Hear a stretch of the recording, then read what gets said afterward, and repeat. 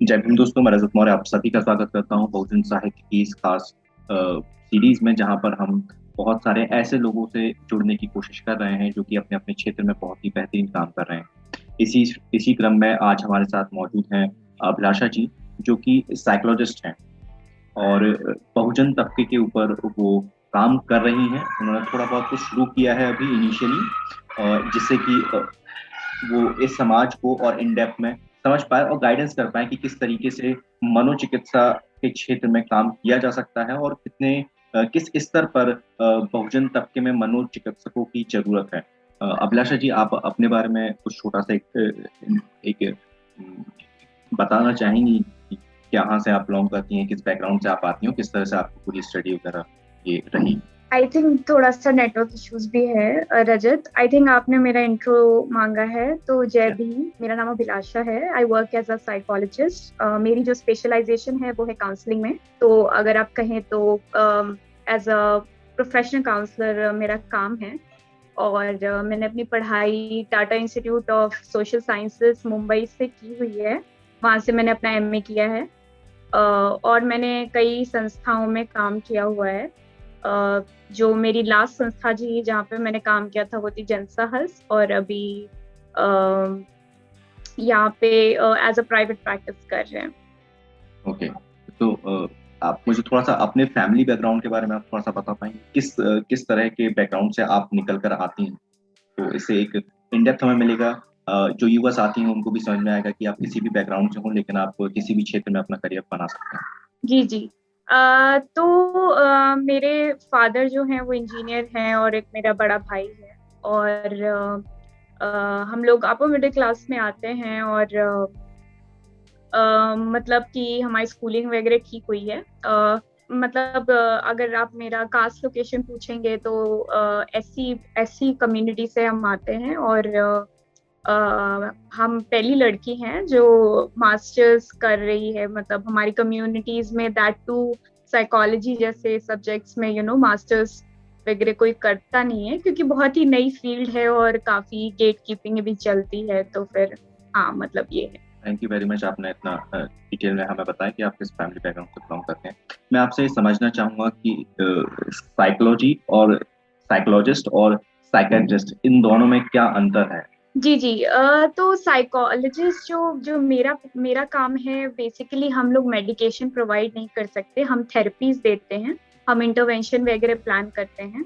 और जो साइकेट्रिस्ट होते हैं वो बकायदा डॉक्टर्स होते हैं, और वो मेडिकेशन देते हैं साइकोलॉजिकल इलनेसेस या फिर साइकोलॉजिकल जो भी प्रॉब्लम चलती है, इमोशनल प्रॉब्लम जैसे डिप्रेशन, एंजाइटी, ये सारी चीजों पे साइकेट्रिस्ट का काम होता है। मतलब उन्होंने एडिशनल एमडी की हुई होती है साइकेट्रिस्ट लोगों ने, मतलब साइकेट्री में। जी, तो ये डिफरेंस है मोटा मोटा। अभी आपने दो शब्दों का इस्तेमाल किया, एंजाइटी और डिप्रेशन। क्या आप इन दोनों शब्दों को थोड़ा विस्तार से समझा सकते हैं हमारे दर्शकों के लिए। जी जी, बिल्कुल। एंजाइटी और डिप्रेशन जैसी चीजें काफी कॉमन हैं, मतलब जो इंडिया में है, क्योंकि जो सर्कमस्टांसेस आप देखते हैं, मतलब जो समाज में जिस जिस प्रकार से, और अंडरस्टैंडिंग भी जैसे कि मेंटल हेल्थ की काफी कम है, तो एंजाइटी जैसे मतलब काफी लोगों को, जैसे एक तो होता है स्ट्रेस। वो स्ट्रेस जो होता है, एंजाइटी थोड़ी सी सीवियर एस्पेक्ट में होती है। जैसे कि आपको एक्सट्रीम चिंताएं होती हैं, अगर उसके साइंस बताएं तो काफी ज्यादा घबराना, और फिर मतलब जो सांसें हैं वो थोड़ी सी सही से नहीं चलती हैं। ये सारे सिम्टम्स हैं। और वो उसके फिजिकल सिम्टम्स भी हैं, जैसे कि आपका हाथ वगैरह शेक करेगा, अलग अलग तरीके से एंजाइटी। और कोई ट्रिगर कोई चीज चीज करती है, जैसे कोई चीज कुछ देख लिया हमने जो या हमने फ्यूचर का सोच लिया कुछ, तो हमें एक्सट्रीम एंजाइटी हो जाने लगती है। तो ये सारी चीजें हैं जो एंजाइटी में आता है। और डिप्रेशन की जहाँ बात की जाए तो डिप्रेशन काफी कॉमन है। और मतलब इसे कहा, मतलब जैसे कहते हैं ना कि मेंटल, ये कोई मेंटल बीमारी है, बीमारी नहीं है ये, काफी मतलब ये मेंटल हेल्थ कंसर्न्स बहुत लोगों को होते हैं, और लाइफ में ये फेज आते हुए हैं। तो हमें ये समझना पड़ेगा कि ये चीजें नॉर्मल हैं। बस सही इलाज की ज़रूरत है। आप थेरेपीज़ ले सकते हैं, आप मेडिकेशन पे जाना पड़े, अगर क्लिनिकल डिप्रेशन है तो आपका टेस्टिंग वगैरह होगा, और अगर क्लिनिकल निकलता है तो मेडिकेशन पे भी जा सकते हैं, या थेरेपी और मेडिकेशन दोनों चल सकती है साथ। तो ये चीज़ें हैं। Okay, thank you very much Abhilasha ji. मेरा अगला प्रश्न आपसे है कि हमारे समाज में किसी भी दिमागी रोग को, किसी भी दिमागी बीमारी को सीधे तौर पर पागलपन से जोड़ दिया जाता है। मैं आपसे समझना चाहूँगा कि पागलपन और एक मनोविकार या फिर दिमागी हालत आपकी अस्थिर हो जाना, इन दोनों में कितना अंतर है? जो एक सामाजिक तौर पे हम जब देखते हैं, अगर कोई थोड़ा-सा भी मेंटली डिस्टर्ब है, उसे बहुत ज़्यादा गुस्सा भी आ रहा है, तो हम उसे सीधे बोल रहे हैं, "ये तो पागल हो गया।" कोई भी किसी भी तरह की दिमागी अवस्था में लोग उसे पागलपन से जोड़ देते हैं। तो मैं आपसे समझना चाहूँगा कि पागलपन और मनोविकार या जो किसी भी तरह की मेंटल अनस्टेबिलिटी, इन दोनों में क्या अंतर है? जी, तो पागलपन और ये जो नॉर्मल मेंटल हेल्थ कंसर्न्स हैं, पागलपन तो उसको हम नहीं कहना चाहेंगे एज़ अ साइकोलॉजिस्ट। है कि normal mental health stressors life में हो जाते हैं, डिप्रेशन, एंग्जायटी वगैरह, ये डे टू डे चीज़ें हैं। हाँ, मतलब इससे एक्सट्रीम अगर क्लिनिकल केस भी है, अगर जिसको आप मतलब जनरली लोग समाज में पागलपन कहते हैं, वो वैसे हमें कहना नहीं चाहिए, वो लेबल तो काफ़ी गलत होगा। लेकिन उसके भी इलाज हैं, उसके भी साइकियाट्रिस्ट के पास मेडिकेशन हैं, वो किए जा सकते हैं। आप साइकियाट्रिस्ट के पास कंसल्ट कर सकते हैं। तो आई थिंक ये चीज़ें हैं। ओके, मतलब जहाँ तक हम मेडिकल फील्ड की बात करते हैं और जिसमें जो साइकोलॉजिस्ट हैं और जो साइकियाट्रिस्ट हैं, वो दोनों ही किसी भी तरह के पागलपन को अलग तरह से देखते हैं। यानी कि अगर किसी को डिप्रेशन है, एंग्ज़ायटी है, किसी भी तरह की छोटी-मोटी अगर मेंटल अनस्टेबिलिटी है, तो उसे आप सीधे तौर पर पागल नहीं कह सकते। ये आप कहना चाहते हैं? बिल्कुल नहीं, बिल्कुल नहीं। क्योंकि ये चीज़ें बहुत कॉमन है ना, और अगर आप मार्जिनलाइज़्ड कम्युनिटीज़ में देखिए तो जिस तरीके का स्ट्रेस हमें प्रोवाइड किया जाता है, और मतलब जिस प्रकार का हमें स्ट्रेस होता है, चाहे देख लीजिए कि हमें आर्थिक स्थिति कई बार सही नहीं रहती, या फैमिली कॉन्फ्लिक्ट्स होते हैं, लड़ाइयाँ घरों में, या फिर पॉलिटिकल एनवायरनमेंट भी ऐसा रहता है, या इंस्टीट्यूशन में हम जाते हैं तो हम कई प्रकार का डिस्क्रिमिनेशन फेस करते हैं। तो ये सारी चीज़ें हैं जो कंट्रीब्यूट करती है हमारे मेंटल हेल्थ को हार्म करने में, हमारी वेलबींग पे उसका इफ़ेक्ट पड़ता है। तो ये चीज़ें हैं। मेरा अगला प्रश्न आपसे यही था कि बहुजन तबके में जो मनोविकार है या मनोचिकित्सा है, इसका किस तरीके से उपयोग किया जा सकता है? या किस हद तक उपयोग करना ये ज़रूरी है कि हमारे समाज में से बहुत सारे लोग साइकोलॉजिस्ट निकलें या साइकियाट्रिस्ट निकलें? ये कितना कितना ज़्यादा ज़रूरी हो जाता है? जी, क्योंकि अभी देखिए क्योंकि एक तो वैसे ही अगर जनरली देखा जाए तो साइकोलॉजिस्ट और मेंटल हेल्थ प्रोफेशनल्स बहुत कम हैं इंडिया में। ओके, और अगर हैं भी तो कइयों कइयों को उसका एक्सेस नहीं है, या तो थेरेपी एक्सपेंसिव हो जाती है, या फिर कइयों को पता नहीं रहता है। लेकिन अगर हम हमारे समाज की बात करें तो वहाँ पे और कमी हो जाती है, क्योंकि हमारे समाज में देखा जाए तो साइकोलॉजिस्ट, साइकियाट्रिस्ट काफ़ी कम हैं, मतलब बहुत ना के बराबर हैं, बहुत चुनिंदे आपको मिल जाएँगे। तो इसलिए भी ज़रूरी है क्योंकि यहाँ पे अपना संदर्भ है ना, जब कास्ट की बात आती है तो मान लीजिए अगर आप कास्ट थेरेपिस्ट के पास जाते हैं, तो शायद वो आपके कुछ चीज़ों को समझे, हो सकता है वो ओपन हो चीज़ों को समझने के लिए, लेकिन वो ना चाहते हुए अनजाने में हो सकता है कुछ ऐसा बोल दे जो आपको हार्म कर जाए, मतलब आपको ट्रिगर कुछ मिल जाए कि अरे! इसने तो मेरी रियलिटी डिनाय कर दी, है ना? ये तो इसने मेरे जो एक्सपीरियंसेस हैं उसको समझा नहीं। या फिर एक पावर इम्बैलेंस भी रहता है कि एक आप अगर आपका कास्ट है तो आप कितना कंफर्टेबल होंगे उनसे बात करने के लिए। तो हम सब ऐसे थेरेपिस्ट ढूँढते हैं जो हमारी तरह बोलते हों, हमारा कल्चर शेयर करते हों, हमारा बैकग्राउंड शेयर करते हों, हम कहाँ से आ रहे हैं, हम कैसी रियलिटी के साथ आ रहे हैं। तो वो चीज़ें काफ़ी ज़्यादा इम्पोर्टेंट हो जाती है मेरे हिसाब से। जी, मतलब आपके कहने का मतलब ये है कि अगर हमारे समाज के मनोचिकित्सक या साइकोलॉजिस्ट और साइकियाट्रिस्ट अगर होंगे, तो वो हमारे लोगों की समस्या को ज़्यादा बेहतर तरीके से समझ पाएँगे। यही आपके कहने का मतलब? बिल्कुल, बिल्कुल, जी। बिल्कुल। और ऐसे भी अगर आप देखिए रजत, तो मेंटल हेल्थ फील्ड्स में बहुत ज़्यादा न्यूट्रल स्टांस लेने के लिए बताया जाता है ज़्यादातर कॉलेजेस में। लेकिन जब अगर आप सिस्टमिक ऑपरेशन फेस कर रहे हैं, तो वहाँ पे आप न्यूट्रल कैसे हो सकते हैं? वहाँ पे आपको तो जो ऑप्रेस्ड है उसका साइड लेना पड़ेगा, उसके संदर्भ को, उसके एनवायरनमेंट को समझना होगा। तो आई डोंट थिंक सो कि न्यूट्रल स्टांस लेना वहाँ सही रहेगा। तो आपसे उस रिक्वेस्ट करूँगा प्रकार कि का। आप सिस्टमैटिक ऑपरेशन और न्यूट्रल स्टांस इन दोनों वर्ड को थोड़ा इलैबोरेट करें ताकि हमारे जो व्यूअर्स हैं उनको समझ में आए। जी, जी।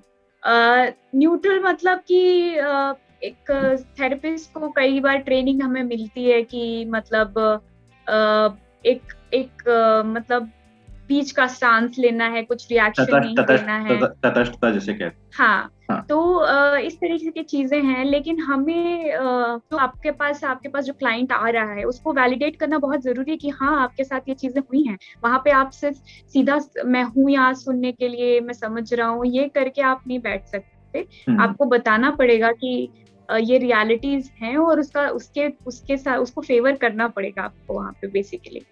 और जैसे सिस्टमिक ऑपरेशन की बातें होती हैं, तो अगर आप मेरे पास जैसे क्लाइंट्स आते हैं जो बहुजन स्टूडेंट्स होते हैं, वो काफी तरीके का डिस्क्रिमिनेशन फेस करते हैं कई बार। उनको प्रोफेसर्स कुछ बोल दिया है ना, मेरिट मेरिट की जो एक जो बातें हैं वो बोली जाती हैं कि आप में मेरिट नहीं है, आप रिजर्वेशन या कोटे वाले हो, है ना। तो ऐसी चीजें बोली जाती है, बल्कि वो बच्चा इतना मेहनत से आ रहा है, हुँ। और सबका जर्नी बहुत डिफरेंट है, राइट। हर कोई एक जगह से नहीं शुरू कर रहा है। वो बच्चा फर्स्ट जनरेशन है और नए इन्वायरमेंट में घुसा है, उसका वहां तक पहुंचना ही अपने आप में कितना रिवॉल्यूशनरी है, कितना ज्यादा अपने आप में बहुत बड़ी बात है। ये चीजें होती हैं और फेस करनी पड़ती हैं। लड़कियों को भी जैसे अगर वो दलित समाज की लड़की है, तो उसको अलग अलग तरीके से ऑपरेशन फेस करना पड़ता है। जैसे कि आप सेक्सुअल हरासमेंट के भी केसेस सामने आते हैं। और कास्ट बेस्ड, उसमें कास्ट का बहुत सेंट्रल रोल रहता है जब दलित महिलाओं को सेक्सुअल हरासमेंट फेस करना पड़ता है, तो उसमें कास्ट का रोल होता है। वो नॉर्मल जो दूसरे सेक्सुअल हरासमेंट से उससे काफी डिफरेंट हो जाता है। जी, तो ये मेरा चीजें हैं जो। अगला जी, प्रश्न जी, मेरा जी। आपसे यही था कि किसी भी व्यक्ति की जो मनोविकार है ना? उसकी दिमागी हालत जो अस्थिर है, उसमें जाति किस तरीके से रोल प्ले करती जी, जी। कास्ट का काफ़ी बहुत सेंट्रल रोल रहता है, और वो बहुत सिग्निफिकेंट रहता है। जैसे आप बचपन में भी आपको, जैसे अब जो कास्ट जिस तरीके से मैनिफेस्ट या काम करता है, वो छुआ-छूत जैसा काम नहीं करता बहुत। मतलब अगर आप अर्बन साइड में जाएँगे, तो वो जी। चीज़ें आप नहीं देखेंगे। लेकिन जब आप इंस्टीट्यूशन में घुसते हैं, तो आपको एक किसी प्रकार से, अलग प्रकार से देखा जाता है। वो बॉडी लैंग्वेज आपके प्रोफेसर्स और आपके क्लासमेट्स का बताएगा कि you are not welcome here, है ना। मतलब ये चीजें विजिबल होती हैं काफी ज्यादा। और या तो आपको मार्किंग कम दे दी जाती है, और आपको या तो कई बार स्टूडेंट्स चिढ़ाते हैं कि वो कोटे वाला है। तो ये सारी चीजें हैं जो काफी ज्यादा परेशान करती हैं। तो जैसे अगर जैसे माइक्रो एग्रेशन हम कहते हैं, जो कि मतलब सटिल फॉर्म्स ऑफ कास्टिज्म होता है ना, मतलब वो जो बहुत डायरेक्ट नहीं दिखता है। जी। ऐसी चीजें इंस्टीट्यूशन में होती हैं। जैसे अगर आप कास्टिज्म इंस्टीट्यूशनली भी अगर आप देख लीजिए, तो इन्वायरमेंटल माइक्रो एग्रेशन बहुत रहता है। जैसे अगर मैं बताऊं, तो आप अगर फैकल्टीज के नाम पढ़ेंगे, आप हुँ। जाते हैं कॉलेज में इंटर करते हैं, आप फैकल्टीज के नाम पढ़ते हैं, तो ज्यादातर अपर कास्ट नेम्स आपको दिखेंगे, डोमिनेंट कास्ट के नेम्स बिल्कुल। दिखेंगे। तो वो कहीं ना कहीं हमारे बच्चों को ट्रिगर करता है कि यहाँ पे तो यार अपना कोई है ही नहीं, है ना। मतलब यहाँ पे तो कोई रिप्रेजेंटेशन ही नहीं है। तो वो बच्चा थोड़ा सहम जाता है वहां जाके, और सोचता है कि अभी मेरी आइडेंटिटी तो और बच्चा आइडेंटिटी भी कई बार छुपाने की कोशिश करता है। वो अलग बात है, रजिस्टर से और अलग हुँ। अलग जगहों से पता चल जाता है कि आप कहाँ से आते हो। हुँ। और ये सारी चीजें हैं। या अंग्रेजी बोलने का ढंग, चूंकि हमारे बच्चों को एजुकेशन कई बार जो रूरल बैकग्राउंड से आते हैं, तो वो जो एक्सेंट सोफेस्टिकेटेड वाला होता है वो नहीं रहता, तो उसमें उनको चिढ़ाया जाता है, उनको बताया जाता है कि देखो तुम किस कास्ट से आ रहे हो। मतलब वो बोला नहीं जाता कि आप दलित हो तो आपकी अंग्रेजी ऐसी है, लेकिन हम्म। उस चीज पे हंस देना और वो सारी चीजें, तो इसमें कास्ट का बहुत बड़ा रोल है मेरा मेरे मेरे हिसाब से। और ये मेरे क्लाइंट्स आते हैं तो वो बताते भी हैं। जी, जैसा आपने अभी जो बताया कि कास्ट का कितना बड़ा रोल प्ले, कास्ट कितना इम्पोर्टेंट रोल प्ले करती है, लेकिन आपने जो समझाया वो एक अर्बन कल्चर के हिसाब से आपने समझाया। जी इसको अगर हम थोड़ा रूरल साइड अगर हम जाते हैं, तो एक बच्चा जिसको बचपन से ये बताया जा रहा है कि वो एक गांव के एक खास क्षेत्र में नहीं जा सकता क्योंकि वहां अगड़ी जाति के लोग रहते हैं। वो एक औरत को ये बताया जा रहा है कि अगर आप इस रास्ते से गुजर रहे हैं तो चप्पल आप अपने सर के ऊपर ले लीजिए। एमपी के अंदर बहुत सारे गांव ऐसे हैं जहां पर ये प्रथा आज भी है कि वहां की औरतें अगड़े जाति के लोगों, जो जिसको इंग्लिश में टर्म कहा जाता है कि ऑप्रेस्ड क्लास जो है, जो आपका दमन कर रही है, उसके सामने आप चप्पल पहन के नहीं जा सकते, स्लीपर पहन के नहीं जा सकते, आपको अपने सर के ऊपर वो चप्पल रखनी पड़ेगी। तो ये सारी चीजें एक व्यक्ति के व्यक्तित्व को गढ़ने में बहुत इंपॉर्टेंट रोल प्ले करती है। अगर हम इस एम आई राइट? यस यस या बिल्कुल। तो अगर हम इसको थोड़ा सा और अगर हम आगे लेकर जाएं, तो एक बच्चा जिसका कॉन्फिडेंस लेवल कम है, जिसको बहुत अच्छी नॉलेज है, वो बहुत अच्छे तरीके से सारी चीजें समझता है, लेकिन उसका कॉन्फिडेंस लेवल बहुत कम है। तो इस कॉन्फिडेंस लेवल का जो कम होना है, जिसको हम अगर एक साधारण भाषा में कहें कि वो बच्चा बहुत दब्बू है, वो बहुत खुल के अपने आप को एक्सप्रेस नहीं कर रहा है, इसकी जो जड़ हमें देखने को मिलती है, तो वो जाति में निहित है। इसकी जड़ जाति के जो उसके ऊपर इतने अत्याचार हुए हैं डायरेक्टली और इनडायरेक्टली, उसकी वजह से वो बच्चा जो है वो दब्बू हो गया है, ये हम कह सकते हैं। जी जी बिल्कुल बिल्कुल। कास्ट का उसमें बहुत बड़ा रोल है और आप लाइफ टाइम लेके चलते हो उस चीज को। आप भले ही कह लो कि आप अगर प्रोग्रेस, कहा जाता है बहुत प्रोग्रेसिव सोसाइटी, अगर वही बच्चा गांव का उठ के अर्बन जगह पे पढ़ाई करने जाता है, शिक्षित होने जाता है, तो वहां पे भी उसके रहन सहन का, उसके बोलने के ढंग का, हर चीज पे वो खुद अगर उसे कुछ बोला नहीं भी जा रहा है तो वहां के आसपास के जो बच्चे हैं वो एक रहन सहन में रहते हैं, तो वो देख के उसका कॉन्फिडेंस जरूर डाउन होता है। तो हम्म। उस पे आइडेंटिटी का बहुत फर्क पड़ता है जब कास्ट आता है तो। यानी हम एक अगर साधारण भाषा में कहें कि हमारा जो सो कॉल्ड जो प्रोग्रेसिव समाज है, वो अपने ही देश के बच्चों को तब्बू बना रहा है। वो किसी हद तक उनको कंपटीशन फेस ना करने वाला व्यक्ति बना रहा है, ये हम कह सकते हैं। जी जी बिल्कुल बिल्कुल। जी। कई बार आप तो ड्रॉप आउट रेट्स भी देखते हैं कि कई बच्चों ने आईआईटीज निकाल लिया, आईआईटीज में तो बहुत ही ज्यादा रैम्पेंट है कास्टिज्म वगैरह, काफी देखने मिलता है ना। जी। तो कई बार ड्रॉप आउट रेट्स भी बढ़ जाते हैं, या फिर बच्चे का पढ़ने में मन नहीं लगने लगता कि क्योंकि एक तरीके से कॉन्फिडेंस सिस्टमैटिकली तोड़ दिया जाता है जी। किसी न किसी बात पे। और ये एक एक टाइम का प्रोसेस नहीं है, ये काफी टाइम का प्रोसेस है। ये बचपन से लेके जब आप एडल्टहुड तक भी जाते हो, जब आप बड़े भी होते हो, जवान होते हो, किशोर अवस्था में भी जाते हो, मतलब ये सारी जगहों पे बीच बीच में आपकी आइडेंटिटी पे हमेशा क्वेश्चन किया जाता है और उस पे हमेशा हार्म पहुंचता है। तो ओवरऑल आपकी पर्सनालिटी पे वो इफेक्ट करता है और ओवरऑल आपकी मेंटल वेलबींग पे भी वो इफेक्ट करता है। ओके। ये मतलब जाति सिर्फ आपको सीधे तौर पर नुकसान नहीं दे रही है, जाति आपकी जो मनोस्थिति है, जो आपका मन है, जो आपकी दिमागी अवस्था है, उसको भी बर्बाद कर रही है। और ये सिलसिला कई पिछले 1000 सालों से चला आ रहा है। तो हम समझ सकते हैं कि हमारा जो समाज है, उसको साइकोलॉजिस्ट और साइकियाट्रिस्ट की कितनी ज़्यादा ज़रूरत है। मेरा अगला प्रश्न बहुत। आपसे है। जी, अभिलाषा जी, मेरा अगला प्रश्न आपसे है कि हमारा समाज जो है, वो बहुत ईज़िली इन सारी चीज़ों को एक्सेस नहीं कर सकता। वो किसी भी एक साइकोलॉजिस्ट और साइकियाट्रिस्ट दोनों के पास नहीं जा सकता, है ना? तो घर में ही माँ-बाप ऐसा क्या करें कि वो अपने बच्चों को कुछ इस तरीके से नर्चर करें कि इन सारी चीज़ों का इम्पैक्ट उनके ऊपर थोड़ा कम हो जाए? क्योंकि हम ये जानते हैं कि इसको हम पूरी तरह खत्म नहीं कर सकते, लेकिन किस हद तक जाकर हम इसको कम कर सकते हैं? इसके लिए आप कोई सुझाव देना चाहेंगे? जी जी जी, इसमें मैं थोड़ा सा पर्सनल एक्सपीरियंस भी बताना चाहेंगे बिल्कुल, बिल्कुल। कि जैसे कि जब मेरा जो मतलब मेरी अपब्रिंगिंग जो हुई है वो थोड़ी अर्बन साइड में हुई है। जी। तो मुझे मेरे माँ बाप ने जाति के बारे में बताया नहीं था।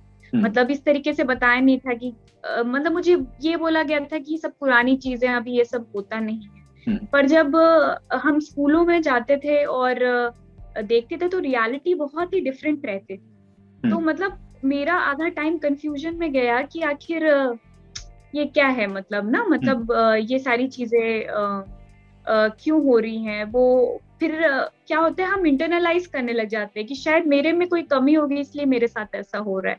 ये मेरे साथ हो रहा था कि शायद ये चीजें मैंने अपने ऊपर ला ली हैं, शायद मेरे में कुछ ऐसा होगा कमी कि लोग मेरे साथ ऐसा करते हैं, शायद हम कुछ ऐसा करते होंगे। तो इसी वजह से तो मेरा तो सबसे पहला यही सजेशन होगा माँ बाप को लेके कि अपने बच्चों से हिस्ट्री के बारे में मत छुपाइए। उनको बताइए अपने हिस्ट्रीज के बारे में, उनको बताइए उनके महापुरुषों के बारे में। उन्हें बताइए कि जाति अभी भी एग्जिस्ट करती है और किस तरीके से वो आपके बच्चे को फेस करने मिलेगी। हाँ, उसकी शुरुआत कब होनी चाहिए वो आप एकदम स्टार्टिंग में, बच्चा छोटा है तो वहां से बताना थोड़ा मुश्किल है। पर आप एटलीस्ट बच्चे पे स्कूल में क्या हो रहा है ना, मतलब अगर छोटा बच्चा है तो ये पता करते रहिए कि स्कूल में बच्चे का क्या चल रहा है, उसका खोज खबर रखिए कि वो ठीक ठाक है कि नहीं, सेफ्टी का उसका देखिए कि वो सही से रह रहा है कि नहीं, पढ़ाई कैसी चल रही है, आपके बच्चे का इमोशनल बिहेवियर कैसा है, कुछ बदलाव दिख रहा है क्या उसके हाव भाव में।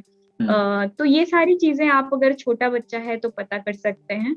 और रही बात हिस्ट्री से, प्लीज कनेक्ट करिए अपने बच्चों को, क्योंकि जो बच्चे, मेरे क्लाइंट्स में भी मैंने देखा है रजत, जो बच्चों ने अपनी हिस्ट्री नहीं समझी है वो थोड़ा ज्यादा ट्रॉमेटाइज हो जाते हैं, क्योंकि उन्हें पता नहीं है वो अपना डिफेंस कैसे लेंगे, उन्हें पता नहीं कि वो नेविगेट कैसे करेंगे। तो ये सारी चीजें हैं जो मतलब आप कर सकते हैं। तो मेरा तो यही सुझाव रहेगा माँ बाप से कि आप जितना इन्फॉर्म्ड करेंगे अपने बच्चों को, आप उतना एम्पावर करेंगे उनको। ओके। यानी कि आप जो कहना चाह रही हैं इसको अगर मैं अपनी अगर भाषा में कहूँ कि बाहर जो एक वैचारिक युद्ध छिड़ा हुआ है, उसके लिए आप अपने बच्चों को घर से ही तैयार कर दीजिए, जिससे कि बाहर जाके उनको वो अनकंफर्टेबल ज़ोन में ना जाएँ। ये कह सकते हैं ऐसा? कि आप अपने बिल्कुल। इतिहास के बारे में, हकीकत के बारे में, आपके आपके पुरखों के पेशे के बारे में, ये सारी चीज़ें आप उन्हें बचपन की एक सही उम्र के बाद बताना शुरू करें, जिससे कि बाहर जाके उन्हें वो सारी चीज़ें डिस्कम्फर्ट फेस ना करना पड़े। और वो तैयार रहें कि जी। सामने से कैसे सवाल आएँगे और हमें उस पर क्या उत्तर देना है। जी, जी। और साथ ही साथ अपने बच्चे को सुने कि वो अगर मान लीजिए कुछ स्कूल में प्रॉब्लम फेस कर रहा है, तो तुम्हारी गलती है या ये तुम क्यों नहीं बोल के आए या क्या नहीं, उसको सुनना बहुत ज़रूरी है। और सिर्फ़ मात्र सुनना ही नहीं, मतलब दिल से उसको समझना भी बहुत ज़रूरी है, क्योंकि वो आपका बच्चा है। तो अगर कोई बात ऐसा, तो फिर वो खुल के बता भी पाएगा कि उसके साथ स्कूल में क्या हो रहा है, किस प्रकार की उसको ट्रीटमेंट मिल रही है, वो चीज़ें फिर पता चलेंगी। मेरा अगला प्रश्न आपसे है कि एक जो बच्चा है उसका जो व्यक्तित्व जो बन रहा है, क्योंकि बचपन से व्यक्तित्व बनना शुरू हो जाता है, उसकी समझ बनना शुरू हो जाती है। इसमें हमारे जो पेरेंट्स जो होते हैं, हमारे माँ-बाप जो होते हैं, जो गार्डियंस होते हैं, उनके बीच की जो कॉन्फ्लिक्ट्स हैं, क्या उनका असर भी बच्चों के ऊपर पड़ता है? जी, जी, बिल्कुल। देखिए, जैसे कि आप देखेंगे कि जो बहुजन समाज में जो चीज़ें होती हैं कि पेरेंट्स, वो तो कई जगहों पे इनफैक्ट इंडिया में होता है कि डोमेस्टिक वायलेंस वगैरह बहुत हुँ, कॉमन होता है।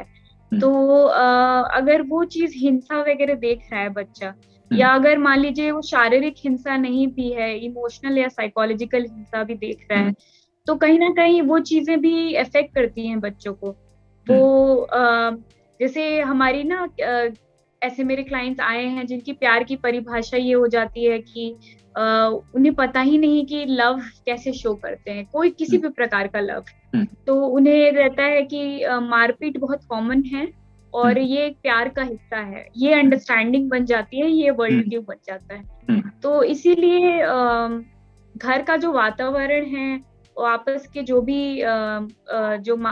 भी मनमुटाव हैं, उसको सही से अच्छे से बातचीत करके दूर करना, क्योंकि वो बच्चे की परवरिश पे पूरा असर डालेगा। तो बच्चा भी कहीं ना कहीं वो जो ट्रॉमा है वो लेके आगे चलेगा, और शायद वो आने वाले टाइम में उनके बच्चों के साथ भी हो सकता है वो करें। तो इसीलिए हुँ। पहले से ही उसकी रोकथाम अगर कर दी जाए तो वो अच्छा रहेगा। बिल्कुल, आपने ये चीज़ बहुत सही बताई। इसमें एक और चीज़ है कि हम अपने क्योंकि घर के अंदर आपके पेरेंट्स के बीच लड़ाई-झगड़ा या कॉन्फ्लिक्ट्स नहीं हो, ये तो पॉसिबल नहीं है, जहाँ तक मैं समझता हूँ बिल्कुल इंडियन नहीं, कल्चर बिल्कुल में। नहीं। तो कॉन्फ्लिक्ट। हाँ। जी, हमें ये कोशिश करनी चाहिए कि हम अपने बच्चों के सामने उन कॉन्फ्लिक्ट्स को ज़ाहिर ना करते हुए एकांत में बैठकर और उनको फिर रिज़ॉल्व करें, वो ज़्यादा बेटर है। हाँ जी, बिल्कुल, बिल्कुल। उसको एक मैच्योरिटी के साथ उस हाँ, कॉन्फ्लिक्ट्स को कि वहाँ पे अगर सॉल्व करने की कोशिश की जाए, तो वो बेटर रहेगा, क्योंकि फिर वो बच्चे पे भी नेगेटिवली बहुत इम्पैक्ट डालता है। जी। अभिलाषा जी, अगला मेरा प्रश्न आपसे है कि एक जो बच्चा है वो आगे जाकर किस तरह के प्रोफ़ेशन में जाएगा, वो किस तरह का व्यक्ति बनेगा, इसका कितना इम्पैक्ट पड़ता है कि उसकी परवरिश किस तरीके से की गई है? ये अगर आप थोड़ा-सा बता पाएँ तो बहुत अच्छा रहेगा। प्रोफ़ेशन से आपका क्या, किसी साइकोलॉजी या फिर नहीं, नहीं, कोई सिर्फ़ प्रोफ़ेशन? साइकोलॉजी नहीं, कोई भी प्रोफ़ेशन डज़न्ट मैटर, कोई भी प्रोफ़ेशन। वो अपने भविष्य में वो क्या करेगा? हाँ। क्या काम करेगा? वो किस तरह का इंसान होगा? ये क्या हम ये बचपन में ही डिसाइड कर देते हैं उसकी परवरिश में? ये इसके ऊपर उसकी जो बचपन की परवरिश है, उसका उसके भविष्य के ऊपर किस तरह से प्रभाव पड़ता है? क्या थोड़ा-सा आप बता सकते हैं? जी, जी। मतलब देखिए, जो बचपन की जो परवरिश मिली है वो ज़रूर एडल्टहुड में जाती है। हुँ, और अगर आप कोई ट्रॉमा लेके अगर हैं, बचपन का कोई ट्रॉमा है, चाहे मान लीजिए आपके साथ किसी प्रकार का अब्यूज़ हुआ हो, चाहे आपके केयरगिवर्स ने किया हो या किसी ने भी किया हो, तो वो ट्रॉमा आपके साथ चलता है। हुँ, और आपकी पर्सनैलिटी भी वहाँ कहीं न कहीं फ़ॉर्म होती है। बट सुधार नहीं आएगा, ये ऐसा हम बिल्कुल नहीं हुँ, कहेंगे, क्योंकि हुँ, वक़्त के साथ इंसान चेंज हो सकता है हुँ, और थेरेपी ले सकता है, या फिर कुछ बुक्स हैं जो साइकोलॉजी की, वो पढ़ सकता है।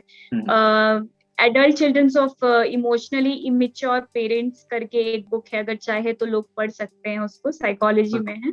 हुँ, और भी ऐसे अटैचमेंट स्टाइल पर बुक्स हैं, वो आप पढ़ सकते हैं। हुँ, तो आपको थोड़ा-सा अंडरस्टैंडिंग मिलेगी इस सारी चीज़ों पे। हुँ, तो हिंदी में साइकोलॉजी की कितनी बुक्स अवेलेबल हैं उसकी तो मुझे जानकारी नहीं है, हुँ, लेकिन जो अंग्रेज़ी में है वो मैंने बता दी। तो ये सारी चीज़ें आप जो देख रहे हैं हमारे दर्शक, को ज़रूर ये सारी चीज़ें एक्सप्लोर कर सकते हैं। बिल्कुल बहुत-बहुत शुक्रिया आपका। मेरा अगला प्रश्न आपसे है कि जो साइकोलॉजी है और जो साइकियाट्रिस्ट है, ये एक मेडिकल फ़ील्ड है। एक अपना मेडिकल फ़ील्ड में एक अलग से एक इसको कहें कि एक अलग अलग किस्म का एक सेक्टर है। हो सकता है मेरी भाषा जो मैं शब्द इस्तेमाल कर रहा हूँ, वो नहीं उसके लिए इस्तेमाल किए जाते हों, लेकिन मैं एक अपनी समझ के हिसाब से उन शब्दों का चयन कर रहा हूँ। इन सभी जो पेशे हैं, बहुजन समाज के लिए इसमें कितने आसार हैं, कितनी इसमें चांसेज़ हैं कि वो बेहतर कर सकते हैं? इसके ऊपर अगर थोड़ा-सा आप समझा पाएँ क्योंकि ये चीज़ आपको भी पता होगी कि इस तरह के जो पेशे हैं, इनके बारे में बहुजन समाज के बहुत कम ही बच्चे होते हैं जिनको पता होता है। जी, जी। बिल्कुल। ये साइकोलॉजी तो वैसे इन जनरल भी बहुत लोग नहीं जानते, और हमारे समाज तो कितना शिक्षा से दूर रखा गया है, तो ऐसी कई फ़ील्ड्स हैं जो हमारे समाज के बच्चों को नहीं पता है। हुँ, साइकोलॉजी में हम लोगों को बोलेंगे, हमारे बच्चों को बोलेंगे, जो हमारे दर्शक हैं वो प्लीज़ साइकोलॉजिस्ट बनने के लिए अप्लाई करें, ज़रूर करें। हुँ, टाटा इंस्टीट्यूट एमए के लिए बहुत अच्छा है, और कॉलेजेस हैं, क्राइस्ट वगैरह हैं, जो बीए करने के लिए इन साइकोलॉजी अच्छे हैं, और भी जामिया हैं आपके। कई कॉलेजेस हैं, दिल्ली यूनिवर्सिटी के कई कॉलेजेस हैं जहाँ से आप अपना बीए कर सकते हैं और फिर आप मास्टर्स में अप्लाई कर सकते हैं। हुँ, तो और बहुत रिक्वायरमेंट है एक्चुअली, हमारे साइकोलॉजिस्ट हैं नहीं इस फील्ड में, बहुत कम डाइवर्सिटी है। हुँ, तो हम तो इनकरेज करेंगे कि हमारे बच्चे इस फील्ड में ज़्यादा से ज़्यादा आएँ, क्योंकि बहुत ज़रूरी है, क्योंकि कॉन्टेक्स्ट वही समझते हैं, वो जो संदर्भ होता है वही समझ पाएँगे, और डिस्क्रिमिनेशन क्या होता है, वो जो रिसीविंग एंड पे है वो ज़्यादा बेहतर समझ पाता है। तो आई थिंक स्कोप है काफ़ी, और ज़रूर मतलब पेरेंट्स अगर देख रहे हैं, व्यूअर्स, तो अपने बच्चों को साइकोलॉजी में डालें। शुक्रिया आपका, बहुत-बहुत शुक्रिया। आपने इतनी इनसाइड हमें जानकारी दी जो कि बहुत सारे लोगों को नहीं पता होगी। मैं उम्मीद करूँगा कि आगे भी हम कुछ इस तरह के डिस्कशन रखें और जैसे कि हमारे जो बहुजन तबके के जो लोग हैं वो एनलाइटेंड आखिरी में कुछ अपने तरफ से अगर आप मैसेज देना चाहें हमारे व्यूअर्स को, तो आप आखिरी में कुछ अगर मैसेज देना चाहें? जी, जी। मुझे ऐसा लगता है कि ऑपरेशन और जो ऑप्रेसर कास्ट है आपको बताएगी कि आप वर्थ इट नहीं हो। हुँ, आप नहीं है, बात पे टोका जाएगा और अब आप बात-बात पे उस चीज़ को इंटरनलाइज़ करेंगे, अपने अंदर लेंगे कि शायद मैं काबिल नहीं हूँ। बट आप समझिए कि आप बहुत टैलेंटेड हैं और ये सिर्फ़ हम कहने के लिए नहीं कह रहे, हमारे समाज से इतने लोग सिंगिंग, डांसिंग इतने मल्टी टैलेंटेड लोग निकलते हैं। मुझे लगता है वो मैसेज को बार-बार आपको अपने आप को याद दिलाना पड़ेगा। अगर भले कितने 50 लोग भी अगर आपको आके बोल रहे हैं, अगर आपको खुद के घर वाले भी बोल रहे हैं कि अरे ये आप नहीं हो लायक या कुछ भी, वैसे घर वाले जल्दी नहीं बोलते ज़्यादातर जो ऑप्रेसर क्लास है वो आपको बोलेगी। तो आप उसको मानिए मत और आप बढ़ते जाइए और आप वो सीट अगर वो बोलते हैं कि आप डिज़र्व नहीं करते, आप कोटे वाले हो, बिल्कुल, बिल्कुल भी नहीं। आप वो कोटा बहुत कॉन्फिडेंस के साथ लीजिए और आप जाइए और पढ़ाई पूरी कीजिए क्योंकि शिक्षा ही हमें आगे ले जा सकती है और मेरा तो यही रिक्वेस्ट रहेगा सबसे कि अलग-अलग फ़ील्ड्स में जाओ आप खाली कुछ चुनिंदा फ़ील्ड्स में नहीं, इंजीनियरिंग, डॉक्टर ये सब के अलावा भी बहुत स्कोप है। लॉयर्स भी बन सकते हो आप मतलब बहुत फ़ील्ड्स हैं, डेटा साइंस आजकल अच्छा है, आर्टिफ़िशियल इंटेलिजेंस में आप जा सकते हो, बहुत सारी ऐसी फ़ील्ड्स हैं, जहाँ पे आप एक्सप्लोर कर सकते हो। आखिर में आप अगर कोई भी दर्शक आपसे बात करना चाहता है, तो उसके लिए क्या कोई आपने फैसिलिटी अवेलेबल की है? अगर कुछ हो कॉन्टैक्ट नंबर या इंस्टा हैंडल जो भी? जी, जी। मेरा पेज है इंस्टाग्राम पे आप विज़िट कर सकते हैं beyond_clinical_fences ऐसे ठीक, करके है। उसका अगर मैं इमेज रजत जी लगा आप दूँ। डिस्क्रिप्शन हाँ, हाँ, आप बिल डिस्क्रिप्शन डाल दीजिएगा। आप उस पे विज़िट कर सकते हैं, उसमें टाइम टू टाइम हम पोस्ट डालते हैं और कॉन्टेक्स्ट स्पेसिफिक पोस्ट रहता है हमारे लोगों के लिए। तो वो आप विज़िट कर सकते हैं। बिल्कुल, थैंक यू वेरी मच आपने हमें इतना एनलाइटेन किया, इतनी सारी डिटेल में आपने जानकारी दी। उम्मीद करूँगा कि आगे फिर भी हम इस तरह के कुछ डिस्कशन होस्ट कर पाएँ, जिससे कि हमारे लोगों का इन सारी जो इनसाइट्स हैं, उनको समझने में आसानी हो। धन्यवाद अभिलाषा जी आपका। जय जय भीम।